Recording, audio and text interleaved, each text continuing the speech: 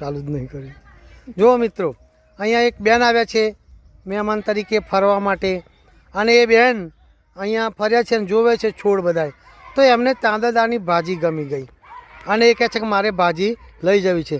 જો આપણે બેન પાસેથી સાંભળીએ કે ભાજીના ઉપયોગના ફાયદા. કેમ છો બેન? હા, તો આપણે તમે તાંદરદાની ભાજી લીધી તો એના વિશે કંઈ જાણતા હોય તો કહેજો.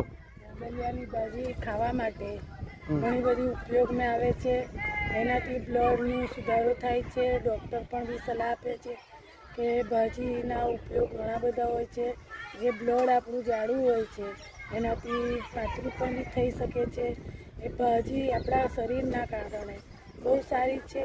એના ગુણ પણ બી બહુ સારા રહે છે. એ ઉપયોગ સારી છે. બરાબર, સરસ.